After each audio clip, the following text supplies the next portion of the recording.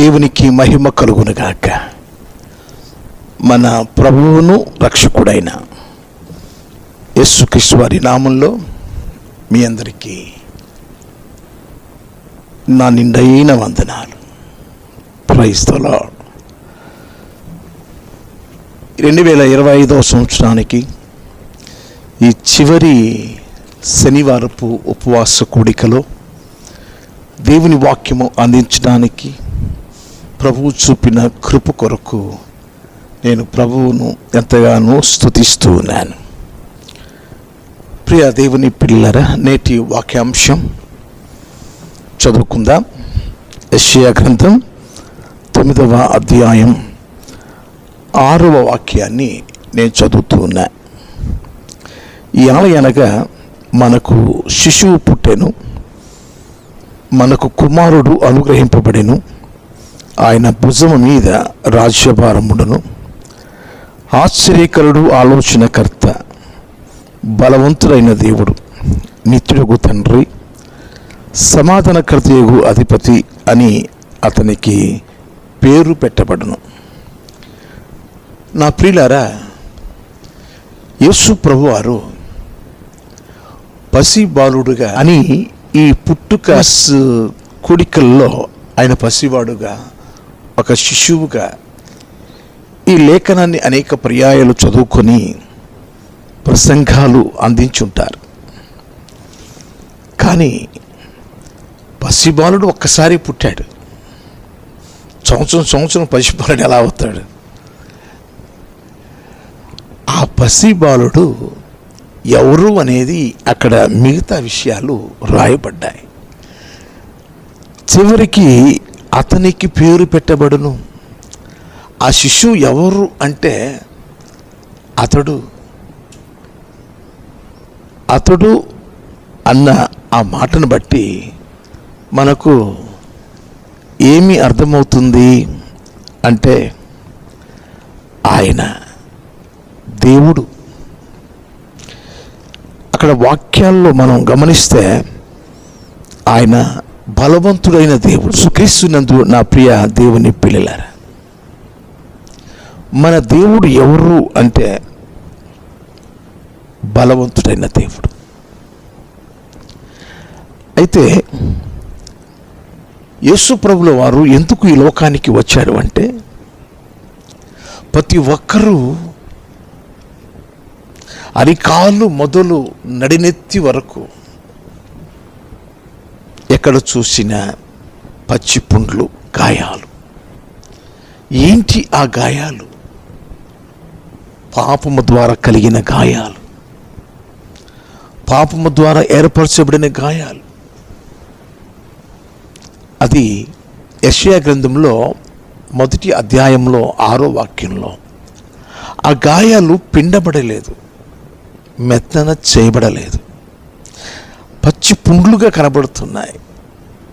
యేసుప్రభువు వారు ప్రతి పాపపు గాయాన్ని, ఆ రణాన్ని మాన్పడానికి ఆయన ఈ లోకానికి బలహీనులుగా ఉన్న మనలను ఆ పాపపు గాయముల చేత మన రోగములను వహించడానికి, సహించడానికి, మన బలహీనతలను ఆయన భరించడానికి ఈ లోకంలో వెతుక్కుంటూ మన కొరకు వచ్చిన దేవుడు, బలవంతుడైన దేవుడు. ఈ బలవంతుడైన దేవుడు మనలను ఎందుకు బలవంతులుగా చేయడానికి ఆయన వస్తున్నాడు అంటే, మనం ఎబ్రీలకు రాసిన పత్రికలో 2వ అధ్యాయం 14-15 వాక్యాలు మనం చదువుకున్నప్పుడు అక్కడ ఉన్న విషయం ఏంటంటే,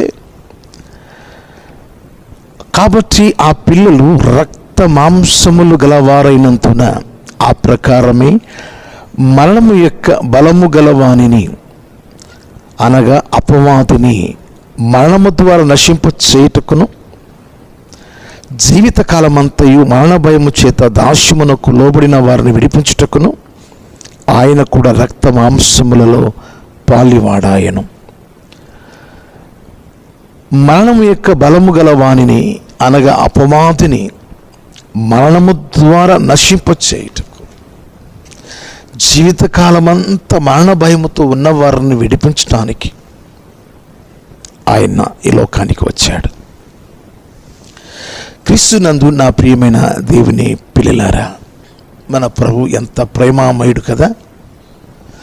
ఆయన ప్రేమను గురించి చెప్పడానికి ఎంతసేపు చెప్పినా సమయం చాలదు. అటువంటి ప్రేమ కలిగిన దేవుడు తన ప్రేమతో మనలను క్షమించి రక్షించి మనలను తన రక్తం ద్వారా పవిత్రపరచడానికి, పరిశుద్ధుల స్వాస్థ్యములోనికి మనల్ని ఏర్పాటు చేసుకోవడానికి, ఆయన సిలువలోకి వెళ్ళి చనిపోవడానికి ఆయన లోకానికి వచ్చాడు. బలవంతుడైన దేవుడు తన బలమును మనకివ్వడానికి సిలువలోకి వెళ్ళాడు.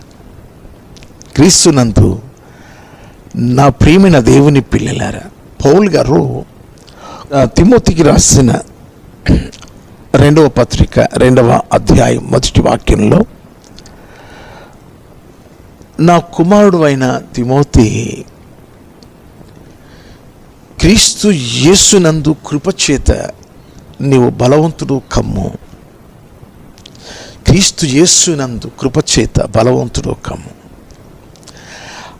ఆయనలోనే మనం బలం పొందుకోవాలి. చాలాసార్లు పౌలు గారు హెబ్రీ సంఘంలో ఆ పత్రిక రాస్తూ, హెబ్రీ రాసిన పత్రిక 5వ అధ్యాయం 2వ వాక్యంలో, కాలాన్ని బట్టి చూస్తే మీరు బోధకులుగా ఉండాలి, కానీ మీరు పసిపిల్లలా ఉన్నారు, బలమైన ఆహారం మీరు తినలేకపోతున్నారు, బాధపడుతున్నాడు. మీలో బలం లేదు, మీకు బలమైన ఆహారం మీరు జీర్ణించుకోలేకపోతున్నారు, పరలోక రాజ్య మర్మములు మీకు అర్థం కావట్లేదు. కొరింథీయులకు రాసిన 1వ పత్రికలో 3వ అధ్యాయంలో 1వ వాక్యంలో కూడా, ఆత్మ సంబంధమైన మనుషులతో మాట్లాడినట్టు నేను మీతో మాట్లాడలేకపోతున్నాను. మీరు క్రీస్తునందు పసిపిల్లలు అనియు శరీర సంబంధులు అనియు నేను ఎరుగుదును. చాలామంది మందిరాలకు వస్తున్నారు, పోతున్నారు, కానీ శారీరకంగా బలవంతులే కానీ ఆత్మీయంగా బలహీనులుగా ఉన్నారు. కనుక మరణం యొక్క బలము గల వాణిని అనగా అపవాదిని, వాణ్ణి చేతులోంచి విడిపించడానికి ప్రభువారు ఈ లోకానికి వచ్చినాడు. కనుకనే మనము క్రీస్తు యేసునందు బలవంతులుగా ఉండాలి. కొరింథీయులకు రాసిన 1వ పత్రిక 16వ అధ్యాయంలో 13వ వాక్యంలో, మీరు మెలకువగా ఉండండి, విశ్వాసంలో మీరు స్థిరులుగా ఉండండి, పౌరుషం కలిగి ఉండండి, అంత మాత్రమే కాదు, మీరు బలము కలిగి ఉండండి, బలవంతులుగా ఉండండి అని ఆయన హెచ్చరిక చేస్తూనే ఉన్నాడు. నేటి దినాలలో సాతాను యొక్క శోధనలో మనం బలహీనులుగా, సాతాను యొక్క శోధనలో పడి మనం శక్తిహీనులుగా ఎన్నో సమస్యల్లో చిక్కుకొని జరగకూడని కొన్ని విషయాలలో మనం నలిగిపోతూ కృంగిపోతున్న మన జీవితంలో బలహీనులుగా మారిపోతున్నాం. చాలా ధైర్యంగా ఉంటాడండి ఈ వ్యక్తి, ఇతడు చాలా బలవంతుడని మనం అనుకుంటున్నాం, కానీ లోపల బలహీనులుగా కనబడుతూ ఉన్నారు. అందుకోసమే క్రీస్తు యేసు నందు కృపచేత నీవు బలవంతుడు కమ్ము అని పౌలు గారు తిమోతితో మాట్లాడిన ఆ మాటను బట్టి ఈరోజు మనం అందరం బలం పొందుకుందాం. ప్రియులారా, మనం బలం పొందుకుందాం. మీకు కొన్ని మాటలు మీకు చూపిస్తాను. ఎఫెసీయులకు రాసిన పత్రిక 6వ అధ్యాయంలో మనము చదువుకున్నప్పుడు ఆ మాటలు మన ఆత్మీయ జీవితానికి ఎంతో మేలుగా, అవి శక్తివంతంగా మనకున్నాయి ప్రియులరా. చూడండి, ఎఫెసీయులకు రాసిన పత్రిక 6వ అధ్యాయం 10, 11, 12 వాక్యాలు నేను చదువుతున్నాను. తుదకు ప్రభు యొక్క మహాశక్తిని బట్టి ఆయన యందు బలవంతులై ఉండుడి. తుదకు ప్రభు యొక్క మహాశక్తిని బట్టి ఆయన యందు బలవంతులై ఉండండి. బలవంతులై ఉండండి. ఆయన యందు బలవంతులై ఉండండి. ప్రభువులోనే మనకు బలం ఉంది ప్రియులారా. మీరు అపవాది తంత్రములను ఎదిరించుటకు శక్తిమంతులగునట్లు దేవుడిచ్చు సర్వాంగ కవచమును ధరించుకున్నది. ఎలయనగా మనము పోరాడునది శరీరులతో కాదు కానీ ప్రధానులతోనూ అధికారులతోనూ ప్రస్తుత అంధకార సంబంధములకు లోకనాథులతోనూ ఆకాశ మండలమంతున్న దురాత్మల సమూహములతో పోరాడుచూ ఉన్నాం. ప్రభువునందు మనం బలవంతులుగా ఉన్నప్పుడు దురాత్మల సమూహముతోనూ అపవాది తంత్రములను ఎదిరించి విజయాన్ని మనం పొందగలుగుతాం. సాతానుడు జల్లెడుతో జల్లించినట్లు అనేక మందిని శోధిస్తూ ఉన్నాడు. ఈరోజు ఈ వాక్యం వింటున్న నా ప్రియమైన దేవుని పిల్లలారా, మీ ఆత్మీయ జీవితంలో ఒకవేళ బలహీనులుగా ఉంటే మనకు చాలిన దేవుడు మనకున్నాడు ప్రియులారా. మనకు చాలిన దేవుడు ఉన్నాడు. యెషయా గ్రంథంలో 40వ అధ్యాయంలో మీకు ఒక చక్కని వాక్యాన్ని చదివి వినిపించాలని నేను ఆశిస్తూ ఉన్నాను. 29, 30, 31 వచనాలు. సొమ్మశీలిన వారికి బలమిచ్చేవాడు ఆయనే, శక్తిహీనులకు బలాభివృద్ధి కలుగు చేయవాడు ఆయనే.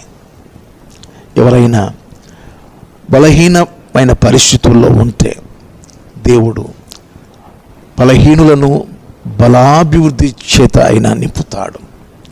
శక్తిహీనులకు ఆయన బలాభివృద్ధి కలుగు చేసి బలవంతులుగా చేస్తాడు. కారణం ఏమిటో మనం కింద వచనాల్లో చదువుదాం ప్రియులారా. బాలురు సొమ్మశీలుతురు, అలయతురు, యవనస్తులు తప్పక తొట్టిల్లుతురు. యెహోవా కొరకు ఎదురు చూచువారు నూతన బలము పొందుతురు. వారు పక్షురాజుల వలె రెక్కలు చాపి పైకి ఎగురుతురు, అలయక పరిగెత్తుతురు, సొమ్మశీలక నడిచిపోతురు. పక్షిరాజు వలె రెక్కలు చాపి పైకి ఎగురుతురు. ఈరోజు పక్షిరాజు బహు బలముగా ఉంటుంది ఎగిరే విషయంలో. నూతన బలము కలిగిన వారంగా, శక్తి కలిగిన వారంగా, ఆత్మతో మనం ప్రభువు వారి సన్నిధిలో శక్తివంతులంగా మనం పక్షిరాజు ఏ రీతిగా బలము కలిగి ఎగురుతారో అదే రీతిగా దేవుని పిల్లలు ఆత్మీయంగా ఉజ్జీవముతో, ఉత్సాహంతో ఎగురుతున్న ఆత్మ ఉజ్జీవాన్ని మనం పొందుకోవాలని ప్రభువు చెప్పుచున్నాడు. తప్పక తొట్టిల్లుతారు యవనస్తులు, అలసిపోతారు పిల్లలు. కాబట్టి బలం కావాలి. మనం యోహాను రాసిన మొదటి పత్రికలో చూస్తాం, 2వ అధ్యాయంలో 14వ వాక్యంలో, యవనస్తులారా మీరు బలవంతులు, యవనస్తులారా మీరు బలవంతులు. కారణం ఏంటంటే మీరు అపవాదిని జయించి ఉన్నారు. మీరు దేవుని వాక్యమందు నిలిచి ఉన్నారు.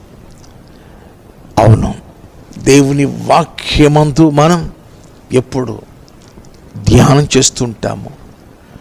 వాక్యపు బలము కలిగిన వారంగా అపవాదిని ఓడించగలం, ఛేదించగలం. వాని తంత్రములను తల్లకిందులుగా మనం చేయగలుగుతాం. మన ప్రభువారు బలవంతుడైన దేవుడు. ఎక్కడ మనం మరణము యొక్క బలము గల వాని చేతుల్లో చిక్కుకోకుండా మనం శక్తివంతులంగా ఎదగాలి. అంచె దినములలో ప్రభు పాద సన్నిధిలో మనం బహు బలమైన వారంగా ఉండాలి ప్రియులారా. సామెతల గ్రంథంలో 24వ అధ్యాయంలో 5వ వాక్యంలో జ్ఞానం కలిగిన వారు బలమైన వారని రాయబడి ఉన్నది. దేవుని పిల్లలు జ్ఞానంగా ఉంటారు ప్రియులారా. జ్ఞానం కలిగి అపవాది తంత్రములను ఎరిగి బహు బలముతో వానిని ఎదిరిస్తారు. ఈ ఉదయకాలపు ఈ ఉపవాస కోడికలో మీకు ఈ వాక్యము అందిస్తుంటుండగా మీరు కూడా బలవంతులుగా ఉండాలని, మనమందరం బలవంతులుగా ఉండాలని దేవుని యొక్క ఆశ. ఆయన బలవంతుడైన దేవుడుగా ఈ లోకానికి వచ్చి ఆ బలమును మనకు అనుగ్రహించడానికి కృప చూపుచున్నాడు. ఎఫెసీయులకు రాసిన పత్రికలో 6వ అధ్యాయం 18వ వాక్యంలో అక్కడ ఏముందంటే, ప్రతి విధమైన ప్రార్థన విజ్ఞాపనములు చేయుటకు పైన 10, 11, 12 వాక్యాలు మనం చదువుకున్నాం కదా. తుదకు ప్రభువునందు మీరు బలవంతులై ఉండండి, అపవాదిని ఎదిరించడానికి శక్తివంతులై ఉండండి. ఎందుకంటే ప్రతి విధమైన ప్రార్థన చేయడానికి, ప్రతి విధమైన ప్రార్థన విజ్ఞాపన చేయడానికి మనము బలవంతులుగా దేవుని సన్నిధిలో, దేవుని సముఖంలో మనం జీవించాలి. దానియేలు గారు కానీ ఇంకా ప్రార్థన ద్వారా ఎన్ని విజయాలు షడ్రకు, మెషకు, అబేద్నెగో ప్రార్థన ద్వారా ఎన్ని విజయాలు పొందుకున్నారో. యెహోషువ మనం లేఖనంలో మనం చూస్తాం ప్రియులారా. యాకోబు రాసిన పత్రికలో 5వ అధ్యాయంలో 16వ వాక్యములో నీతిమంతుని ప్రార్థన విజ్ఞాపన బహు బలమగలదై ఉంటుంది. అక్కడ ఏలియా గారి ప్రార్థన గురించి రాయబడి ఉంది. నీతిమంతుడైన ఏలియా గారి ప్రార్థన బహు బలము కలిగి ఉంటుంది. కనుక మనం ప్రభువునందు మనం ప్రార్థన శక్తి కలిగిన వారంగా, ప్రార్థనలో బలమైన వారంగా ఉండాలి. ఎందుకు అంటే యేసయ్య రాకడలో ప్రార్థన చేసి బలం పొందుకున్నవారు వారే ఆయనతో పాటు ఎత్తబడతారు. ప్రియులారా, మనకున్న లేఖనానుసారంగా లూకాసు సువార్తలో మనం 21వ అధ్యాయం 34 నుండి 36 వాక్యాలు, మీ హృదయములు ఒకవేళ తిండి వలనను, మత్తు వలనను, ఐహిక విచారము వలనను మందముగా ఉన్నందున ఆ దినము అకస్మాత్తుగా మీ మీదికి ఉరి వచ్చినట్టు రాకుండా మీ విషయమై మీరు జాగ్రత్తగా ఉండి, ఆ దినము భూమి అందంతటి నివసించు వారందరి మీదికి అకస్మాత్తుగా వచ్చును. కాబట్టి మీరు జరగబో వీటినిలను తప్పించుకొని మనుష్య కుమారుని ఎదుట నిలవబడుటకు శక్తి గల వారొగనట్లు ఎల్లప్పుడూ ప్రార్థన చేయొచ్చు, మెలకువగా ఉండుడి. యేసు ప్రభుల వారు వస్తున్నప్పుడట, ఎవరైతే మెలకువగా ఉండి ప్రార్థన చేస్తారో ఆయన ఎదుట నిలుచుటకు అది శక్తివంతులుగా మనల్ని, ఆ ప్రార్థన మనల్ని చేస్తుంది. ఆయనను ఎదుర్కోవాలి అంటే, ఆయన దగ్గరికి మనం చేరుకోవాలంటే ప్రార్థన చేసే ప్రార్థన బలమైన వారు, ప్రార్థనలో బలవంతులుగా ఉన్నవారు, ప్రార్థనలో శక్తివంతులుగా ఉన్నవారు ఆయన ఎదుట నిలవగలుగుతారు. ఈరోజు మన ప్రార్థన ఎలా ఉంది? శక్తిగా ఉందా లేదా ఆలోచన చేద్దాం. బలహీనమైన వారు శారీరకంగా కానీ ఆత్మీయంగా కానీ ఏ కార్యాలు చేయలేరు, వారి వల్ల అవదు. ఎందుకు అంటే శారీరకంగా ఒక పని చేయాలన్నా నేను బరువు మొయ్యలేనండి, ఎక్కువసేపు పని చేయలేనండి, అలసట వస్తుందని వాళ్ళు చెప్తారు. ఆత్మీయంగా బలహీనులుగా ఉన్నవారు ఒక 2-3 నిమిషాలు కూడా వాళ్ళు పట్టుమని ప్రార్థన కూడా వారు చేయలేరు, లేఖనాలు కూడా చదువుకోలేరు, దేవుని సన్నిధిలో నిలవలేరు. గాలికి పొట్టు ఎలా కొట్టుకుపోతుందో అలా వెళ్ళిపోతారు. శరీర సంబంధం కూడా ఎప్పుడు పడుకోవాలని మందమతులై ఐక్యమైన విచారముల చేత వాళ్ళు ఆ బలహీనతలకు గురి అవుతారు. ఈరోజు క్రీస్తునందు నా ప్రియమైన దేవుని పిల్లలారా, దానియేలు గ్రంథంలో 11వ అధ్యాయం 32వ వాక్యంలో తమ దేవునిని ఎరిగిన వారు బలము కలిగి గొప్ప కార్యములు చేయుదురు. తమ దేవుణ్ణి ఎరిగిన వారు గొప్ప కార్యాలు చేస్తారు. దేవుని రుచి చూచిన వారు, ఎందుకు అంటే ఆయన చేసిన అద్భుత కార్యాలు, ఆశ్చర్య కార్యాలు, వాటిని కూర్చొని ఇలా రాయాలి, గ్రంథాలు రాయాలి అంటే భూలోకంలో కూడా రాయబడిన గ్రంథాలకు స్థలం చాలదు అని యోహాను సువార్తలో చివరి అధ్యాయము చివరి వాక్యంలో మనం చూడొచ్చు. ప్రియులారా, నేను మీకు ఆ వాక్యాన్ని కూడా మీకు నేను చూపిస్తాను. ఎందుకంటే దేవుడు బలవంతుడు కనుక ఆయన బలమైన కార్యాలు ఆయన చేస్తాడు. యోహాను సువార్త 21వ అధ్యాయం 25వ వాక్యం, యేసు చేసిన కార్యములు ఇంకను అనేకములు కలవు, వాటిలో ప్రతి దానిని వివరించి వ్రాసిన ఎడల అట్లు రాయబడిన గ్రంథములకు భూలోకమైనను చాలదని నాకు తోచుచున్నది.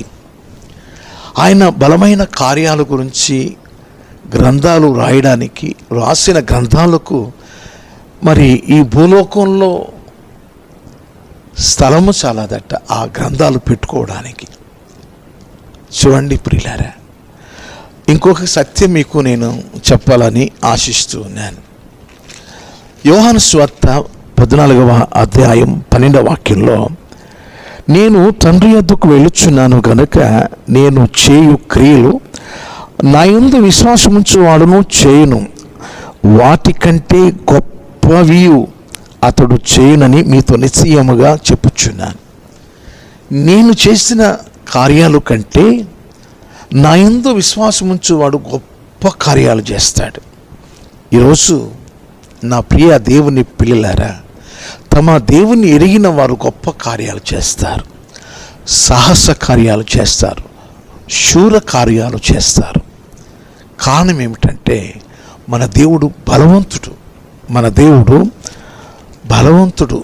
యోబు గ్రంథం 36వ అధ్యాయంలో 5వ వాక్యంలో, ఆలోచించుము మన దేవుడు బలవంతుడు. బలవంతుడైన దేవుడు బలమైన కార్యాలు మన జీవితాల్లో చేస్తున్నాడు, చేస్తాడు, చేసి తీరుతాడు. అందుకోసమే మనము కష్టాలలో, శ్రమలలో ఆయన వైపే చూడాలి. నమ్ముట నీ వలన అయితే నమ్మువానికి సమస్తమును సాధ్యం.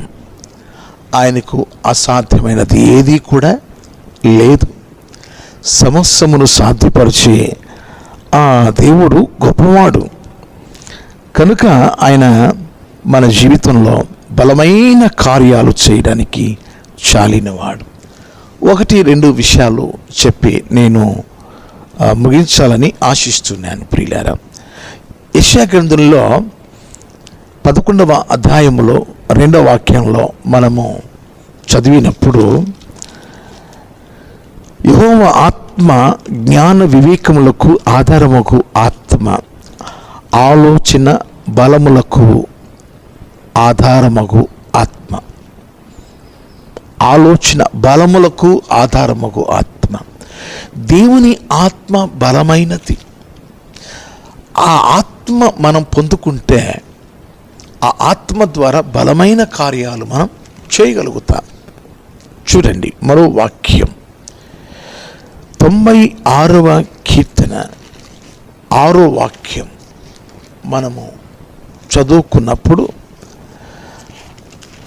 ఆయన సన్నిధి ఎటువంటిది అనేది మనకు అర్థమవుతుంది ప్రియులారా.